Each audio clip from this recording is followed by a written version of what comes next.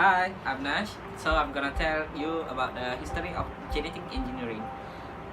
Humans have altered the genomes of species of for thousands of years through selective breeding or artificial selection, as contrasted with natural selection, and more recently through mutagenesis.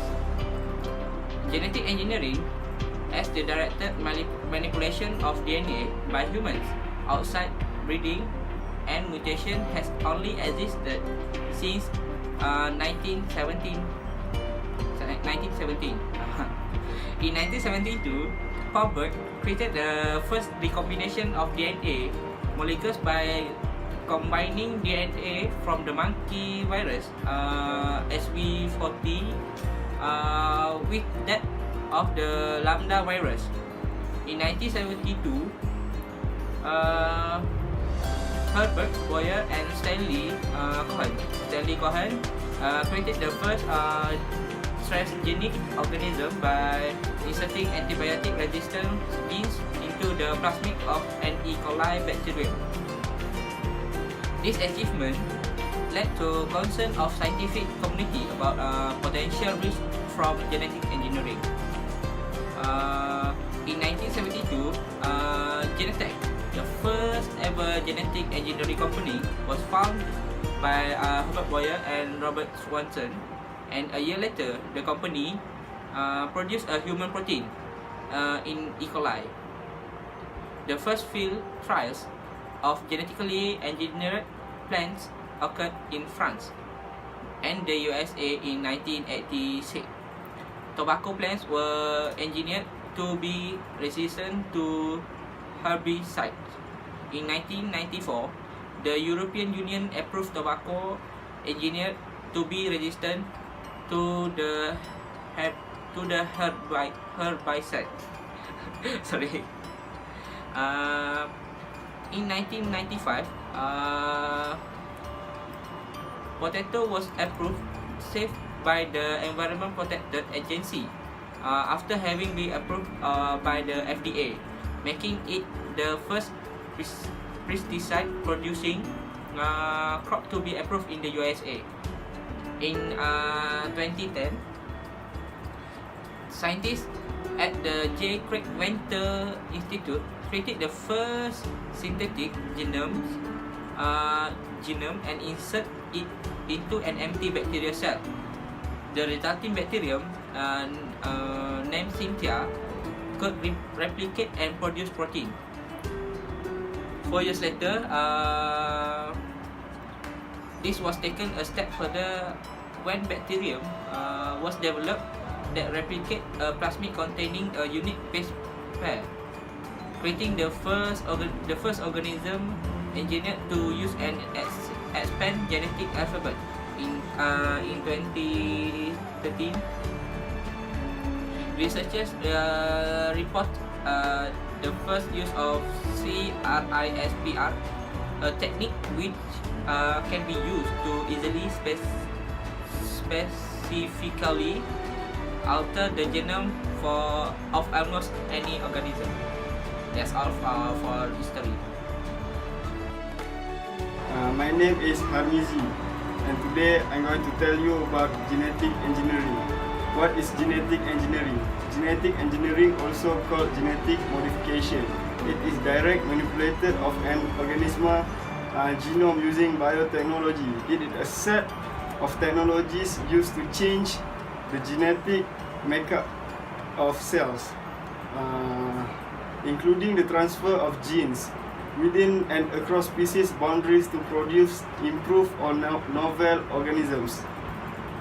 The second is the new DNA is obtained by either isolating or copying the genetic materials, or is of interesting molecular cloning methods by artificially synthesizing the DNA. A construct is usually created and used to insert the DNA into the host organism.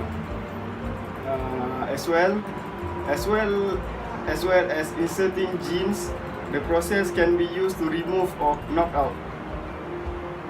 The new DNA can be inserted randomly or target to a specific part of the genome. The third is the first GMOs was bacteria, generated in 1973, and the first GM animal were mice in 1947. Okay, genetic engineering is a process that alters the genetic makeup of an organism by either removing or introducing DNA. DNA can be introduced directly into the host organism or into a cell. This is then fused or hybridized with the host. Okay, the last thing is plants, animals or microorganisms that have been changed through genetic engineering, termed generally modified organisms or GMOs. If genetic materials from another species is added to the host, the resulting organism is called transgenic. That's all for me. Thank you.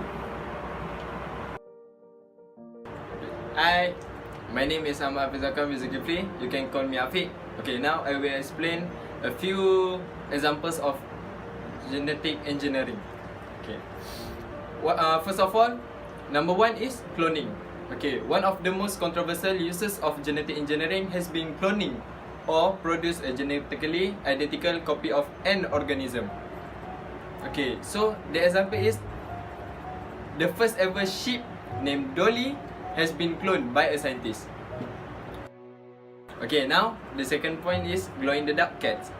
Okay, it sounds strange, but in 2007, scientists from South Korea has altered the DNA of a cat, which is it can glow the fur in the dark. Okay, next, the scientists make another cat, clone another cat from the previous cat. Okay, so the result is the first ever cat that can glow in the dark has been cloned. Okay, now the next point is number 3, which is plant that fight pollution. Okay, poplar trees developed by scientists at the University of Washington that can absorb pollute water from the roots and clean it before the water released back into the air. Okay, if you want to know, the plant were many times more efficient than usual plant. Okay, the last point of example of genetical engineering is number 4. Okay, which is pesticide resistant rapeseed plant. Rapeseed plant is a flowering plant used to make certain types of vegetable oil. Genetic engineering has allowed this plant to resistant to certain types of pesticide, so that when the fields are treated to remove pests, the plant will remain unscattered.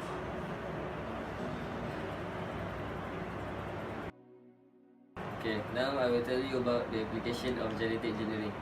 As we know, genetic engineering has applications in the medicine, research, industry and agriculture, and can be used on a wide range of plants, animals and microorganisms. Bacteria is the first organisms to be genetically modified.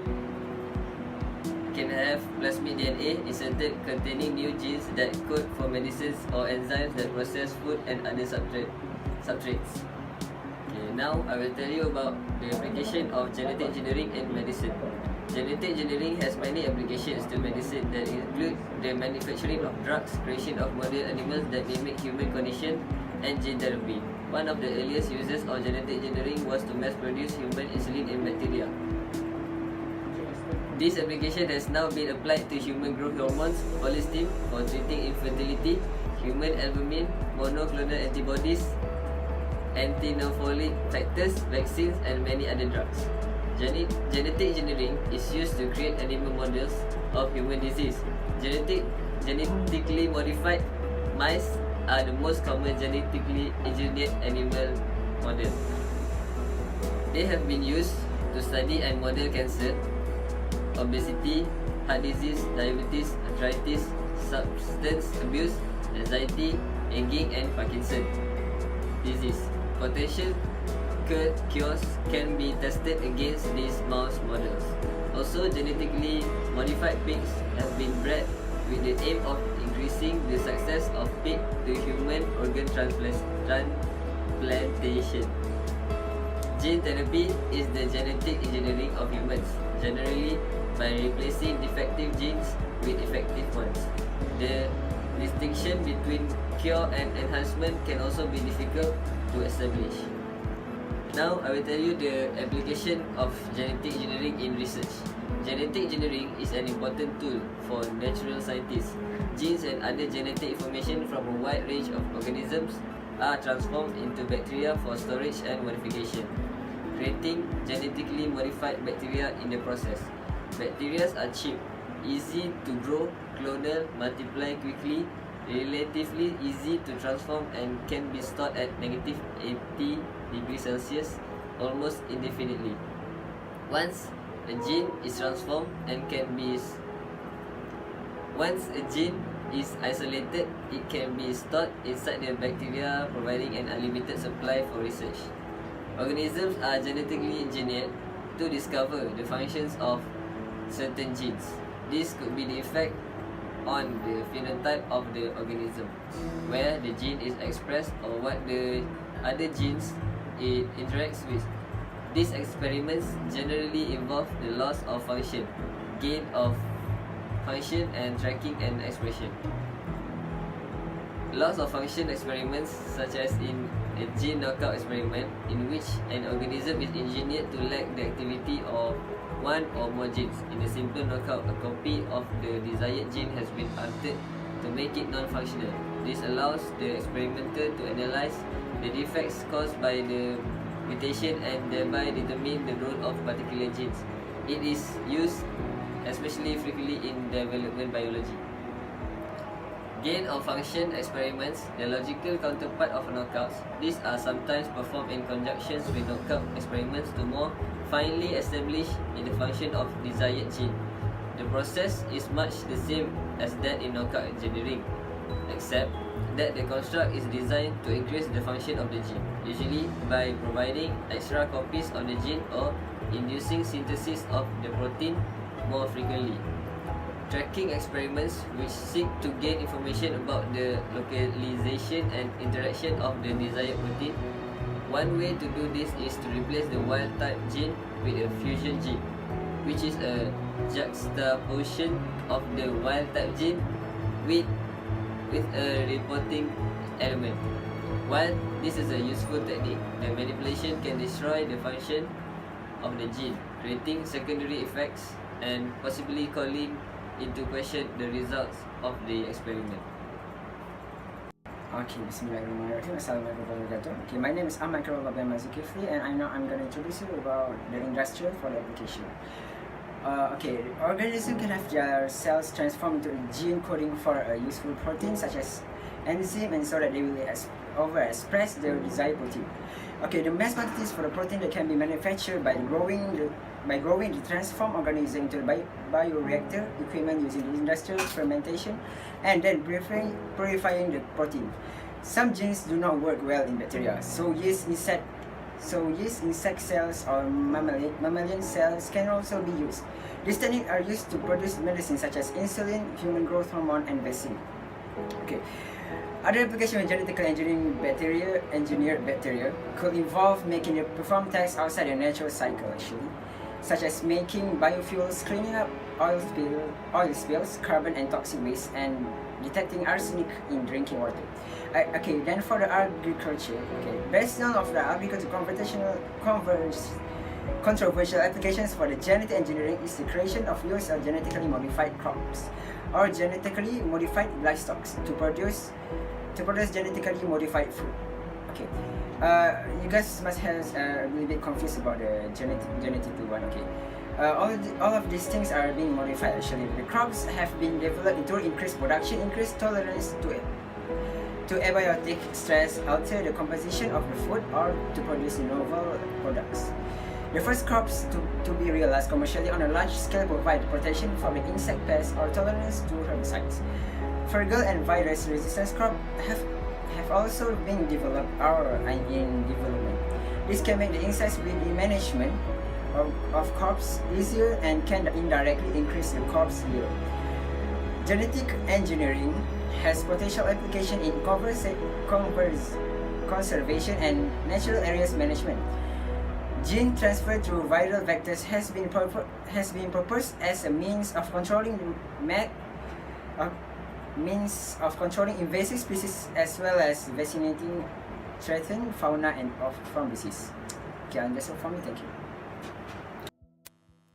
This video will tell you how genetic engineering is generally done. DNA is taken and we identify the gene that we want the other organism to possess. We then extract the plasmid from bacteria cells. Plasmid is a circular DNA molecule that's separated from the main DNA. Both these parts are cut by restrictive enzymes. We now have a useful gene and part of the plasmid. The plasmid part isn't needed, so it's thrown away. The useful gene is then glued to the empty space in the plasmid using ligase enzymes. The now complete plasmid is put back in the cell. The cells are then multiplied using a fermenter. So you want to know how a GMO is made? You're not alone. It's one of the top questions about biotechnology. There are different ways plants can be genetically engineered. We'll use the story of the papaya in Hawaii to walk you through one of them. Step 1. Determine whether genetic engineering is the most effective way to solve a plant's problem, such as a disease or damage from pests. For centuries, traditional plant breeding has been used to fight pests, environmental stress, such as drought, as well as to improve taste and nutrition. The reasons to develop GMOs are no different today, but GMOs can be created more quickly and more precisely. Other breeding methods can take decades to produce results and aren't able to be as precise in focusing on one genetic trait or isolating a solution to a specific problem. Since the 1940s, the Hawaiian papaya industry had been battling a problem, the destructive and rapidly spreading papaya ring spot virus, aka PRSV. PRSV deforms the papaya fruit and in young plants destroys the plant's ability to produce fruit at all. PRSV is transmitted by insects that feed on the fruit. Many methods were deployed to try to stop the destructive virus. In the early 1960s, farmers moved papaya production from one Hawaiian island to another, from the island of Oahu to the Big Island of Hawaii in the Puna district. The virus ultimately reached Puna. Other methods didn't work either, including using insecticides for the insects spreading the virus, giving the plants a mild strain of the virus to create natural inoculation, or destroying infected trees. The virus just continued to spread. 53 million pounds of fresh papaya were being produced annually when PRSV was first discovered in Puna in 1992. By 1998, that amount had been cut in half to 26 million pounds. The crops and livelihood of farmers were being destroyed in front of their eyes. Moreover, for consumers, the availability of fresh papaya and papaya juice for fruit, salads, smoothies, and other products were threatened. A powerful new tool, biotechnology, was now available to fight back. Farmers and researchers turned to genetic engineering, beginning in 1985, for help. Step 2. Identify the gene or genetic material that could solve the problem, like providing resistance to the disease or pest, and study the genetic makeup of the plant that needs the trait. Researchers and farmers had to find a way to make the papaya plant resistant to the deadly virus. PRSV resistance was the genetic trait needed to solve the problem. Researchers knew that if plants contained certain genetic material from the virus within their own DNA, they were protected. If they could insert a copy of this gene from the virus itself into the papaya's genetic makeup, the plants would be protected. Step 3. Copy the trait from a donor organism and implant it into the plant's DNA. Researchers isolated a PRSV gene from the virus itself. Then they needed a way to get the genetic material into the papaya plant's own DNA. Researchers deployed a commonly used technique in biotechnology called transformation, a process by which a copy of genetic material from a specific trait is inserted into cells. There are many ways to transform a cell. In this case, the researchers used a high-speed particle bombardment method. Through a high-pressure insertion device, the gene from the virus was inserted into the DNA of the papaya seed. The genetic material made the plant resistant to the ring spot virus, just as a flu shot makes people resistant to the flu. The researchers were able to successfully transform 17 plants. These plants contained this gene from the virus and produced a protein from the virus that helped the plants become resistant to the PRSV infection. Step 4. Plant the new seed and test it.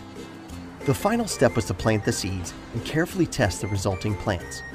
One line of plants demonstrated consistent resistance to the virus. After several years of testing, it was determined that this line performed well on the farms, was safe for people to eat, and was of commercial quality. Success was achieved. One variety of transgenic papaya, the Rainbow, yielded about 125,000 pounds of marketable fruit per acre per year, 25 times the amount of fruit produced per acre by a non-GM variety infected by PRSV. These tests took about 7 years, including food safety and environmental review by the FDA, USDA, and EPA. Once regulatory approval was gained, the Hawaiian farmers chose to start using the new papaya seeds. The result? The harvesting of the new PRSV-resistant papaya began in 1998, and by 2001, the industry had rebounded, producing 46 million pounds of fresh papaya, free of PRSV. This kept the vibrant papaya industry alive in Hawaii and ensured consumers had access to high-quality papaya and papaya juice at a reasonable cost. Genetic engineering allowed the introduction of PRSV resistance without altering other traits of the papaya or changing the plants in other ways. The plants were exactly the same in nutrition and safety. As of 2010, 70% of Hawaii's papaya industry is GM papaya. GM papaya has been grown and consumed in the U.S. for more than a decade. This is just one GMO story. We hope to share more with you. Please share your comments. Hello, good morning. My name is Azali bin Abdullah. So I will tell you about the pros and cons of genetic engineering. So firstly, for the pros of genetic engineering. First, the pros is production of nutrient-rich food. A variety of food, crop and product have already been modified in order to provide better nutrition for consumer. For example, golden rice were able to create by scientists from a new breed of plants. That's very helpful to the diet of the population that consume rice. Okay, second, increase resistance of plants from rooting. Create root and pest-resistant crops that encodes for rooting plants. The ability of a certain fruit to resist rooting is enhanced. Scientists insert genes for toxin production into plant, thus resulting them to deterring their insect pests. Okay. For the cons of genetic engineering is F2. First, the fear for unintended selection and any unwanted transfer of genes. No 100% chance that the genes inserted will be expressed. They can be even end up an unexpected place. Can contribute to alteration in the organism growth, metabolism and response. Second, social and ethical concern. No resemblance to the natural process of breeding. The process of different genes is forced to combine to the gene of an organism. The process is somewhat disrupting the natural way and complexity of life. Thank you.